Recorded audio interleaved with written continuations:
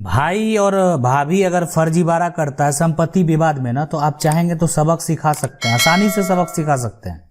ठीक है, तो मान लेते हैं कि जो भी है, अगर वो बड़ा भाई है या छोटा भाई है, जो भी भाई है, अगर मान लेते हैं संपत्ति को पैतृक संपत्ति को गलत तरीके से नहीं किया गया, तो आप चाहेंगे तो सबक सिखा सकते हैं, आसानी से सबक सिखा सकते हैं। ठीक है, तो मान लेते हैं कि जो भी है, अगर वो बड़ा भाई है या छोटा भाई है, जो भी भाई है, अगर मान लेते हैं संपत्ति को पैतृक संपत्ति को गलत तरीके से, जो भी किसी तरीके से अगर करवाएगा तो वो गलत ही होगा।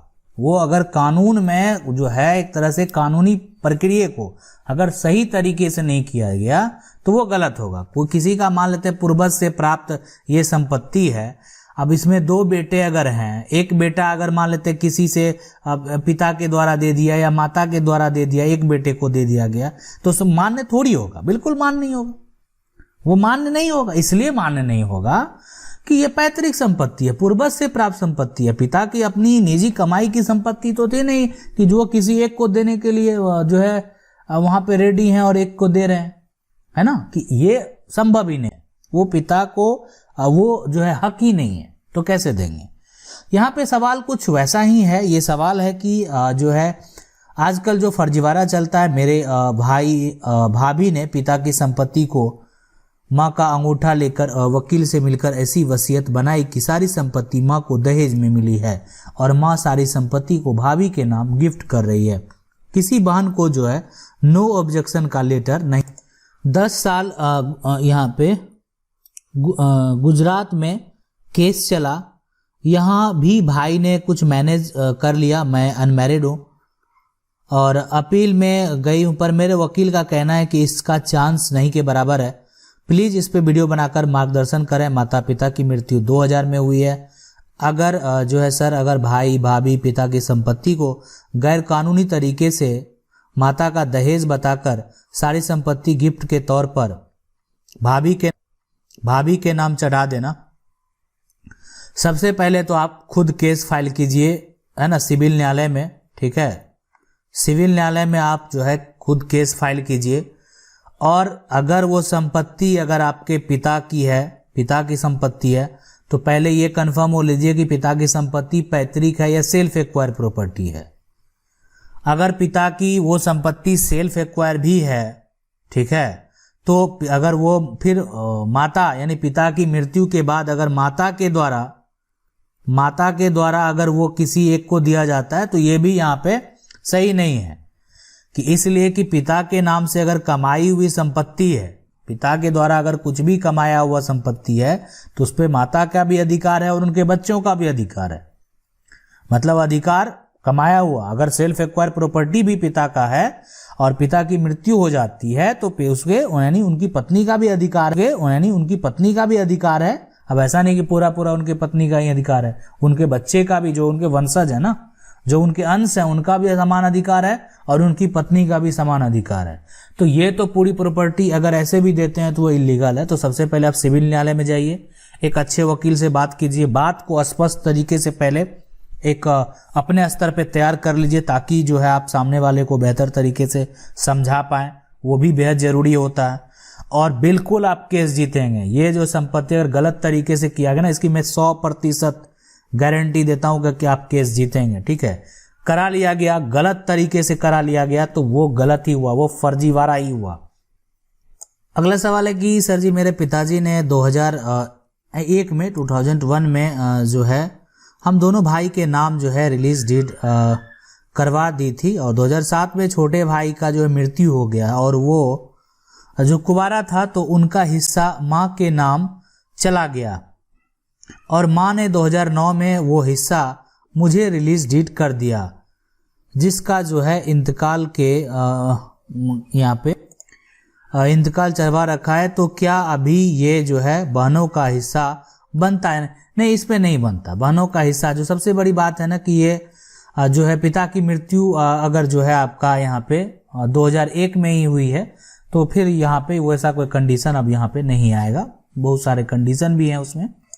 सवाल है कि सर मेरे फादर जो है वहाँ पे बाहर थी और उन्होंने ना कुछ प्रॉपर्टी अपने नाम जो कराई, कुछ मदर के नाम कराई है। फादर की डेथ हो गई है, मदर अपने दोनों बच्चों को नहीं दे रहे हैं, है ना, दे रही है, तो क्या हम कुछ कर सकते हैं? देखिए, अगर मदर की सेल्फ एक्वायर प्रॉपर्टी है, अगर वो बच्चों को नहीं दे ना, तो अभी जो है फिलहाल आपको कोशिश भी नहीं करना चाहिए कि मान लेते हैं वो किसी को दे दें। आपको प्रयत्न करना चाहिए कि जो है एक तरह से, अब ये नहीं कहेंगे प्रयत्न कीजिए कि अपनी माँ का मृत्यु का इंतजार कीजिए, ये भी तो गलत है ना। कि अगर एक तरह से देखें कि अपना जो यहाँ पे कानून है वो एक अलग है, लेकिन अपना जो फर्ज है उसको भी तो करना जरूरी है। तो इसलिए आप जो है एक तरह से अपनी माँ का देखभाल अच्छे से करें। संपत्ति क्यों माँ दूसरे को देगी, और लेकिन यहाँ पे अगर माँ का खुद का कमाया हुआ है वो संपत्ति खरीदा हुआ, ठीक है, तो वहाँ पे आपका यहाँ पे कोई भी हक नहीं बनता है। लेकिन फादर के नाम से जो भी संपत्ति है, अगर फादर की डेथ हो गई है तो उसमें आपका पूरा हक बनता है।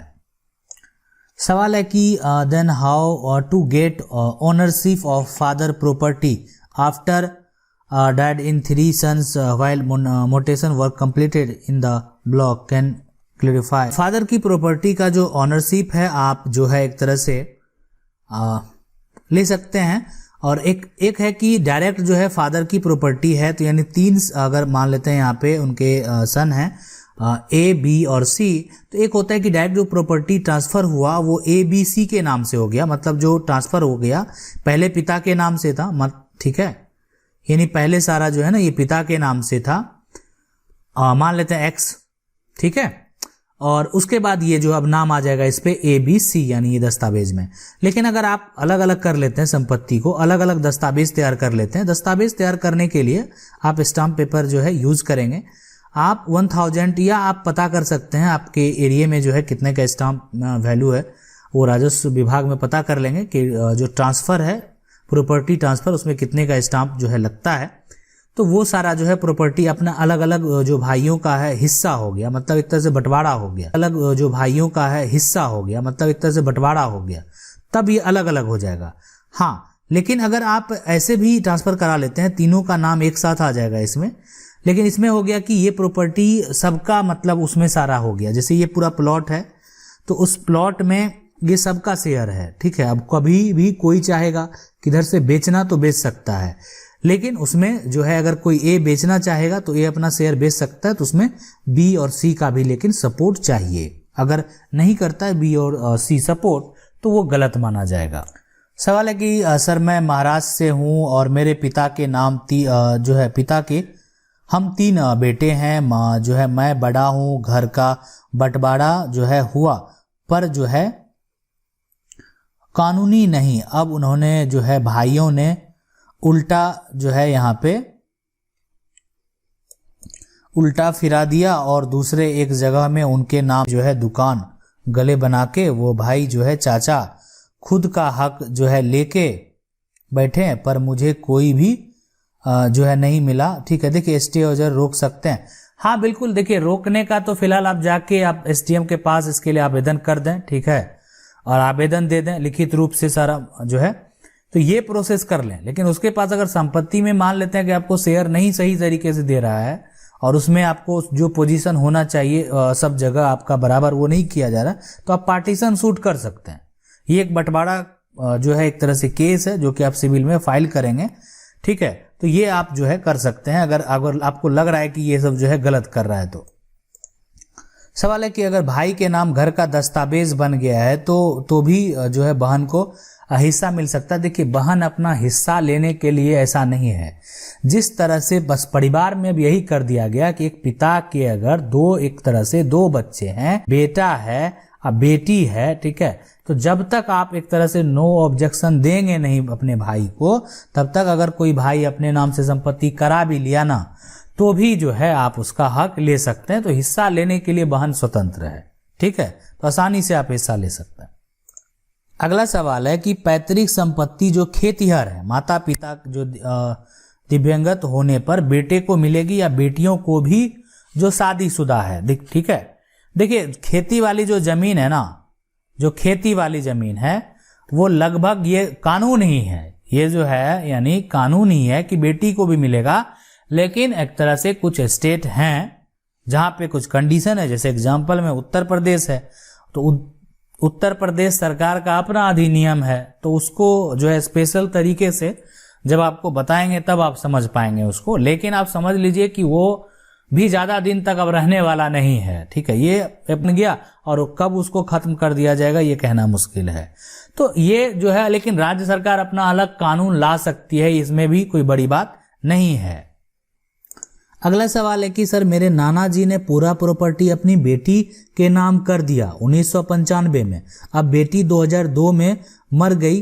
बेटी का 3 बेटा है, एक बेटा जो है इतना और 2 बेटा जो है 3 साल और एक 4.5 साल का है। ठीक है, बेटी का जो है यानी पिता तीनों जो है बेटे को बेघर कर दिया, छोड़ दिया। 1 साल बाद दूसरा शादी कर लिया, अपने घर जो है बसा लिया।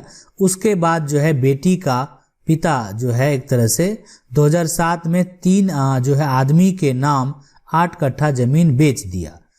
घर का भी जमीन जो है वो बेच दिया रोड में। तब जो है जमीन बेचने के वजह से जी पागल हो गए। 1-2 साल बाद जो है मर गए। नाना जी का जो है खरीदा नहीं। बेटी का जो है पिता नाना जी तीनों को भाई को बहुत प्यार करते थे। मेरे जो है दादाजी का जमीन हम जो है तीनों भाई को नहीं दे रहा है। बोला था कि हम जो है जिंदा रहेंगे तब तक नहीं दूंगा, सब जमीन बेच दूंगा। हम 3 भाई जो है बेघर हैं। ठीक है, और सबसे पहले बिल्कुल बेघर नहीं होइए। पहली बात कि अगर नाना है और नाना अपनी बेटी को संपत्ति देता है तो उस बेटी के जो वारिस हैं, है ना, सब सारा हक जो है उसी का होगा, इस बेटी के पति का नहीं होगा। पहली बात नहीं होगा। बेच दिया, इलीगल है, बेच दिया, कोई मोटेशन करा लिया, सारा रजिस्ट्री टूटेगा। इसलिए बेटी का है, वो उनकी बेटी का है और उनके जो वंशज हैं उनका हक होगा। पत्नी का जो है एक तरह से ऐसा नहीं है, पत्नी के मरने के बाद जो है पति का हक होता है उस संपत्ति पे, ये कोई बड़ी बात नहीं है। लेकिन इस पति के द्वारा दूसरा शादी कर लिया गया है, उस केस में और इसमें बच्चे भी हैं, जो इनकी माँ के नाम से संपत्ति है उनके बच्चे भी हैं, तो बिल्कुल हक होगा। लेकिन आपको इसके लिए कानून का सहारा लेना पड़ेगा। तो जो आपका नाना का संपत्ति है, नाना का संपत्ति में तो हिस्सा मिलेगा ही, और आपका जो एक तरह से दादा का संपत्ति भी अगर है तो उसमें भी आपको हिस्सा मिलेगा। लेकिन आपको इसके लिए न्यायालय का सहारा लेना पड़ेगा। सिविल न्यायालय में केस फाइल कीजिए, किसी वकील से बात कीजिए, आप जो आपका हक है वो आपको जरूर मिलेगा। आशा करते हैं वीडियो अच्छा लगा होगा। वीडियो अच्छा लगा वीडियो को लाइक जरूर कर दें। चैनल को पहली बार देख रहे हैं सब्सक्राइब करके जो बेल आइकन है उसको जरूर दबा लीजिए। मिलते हैं अगले वीडियो में, तब तक के लिए जय हिंद।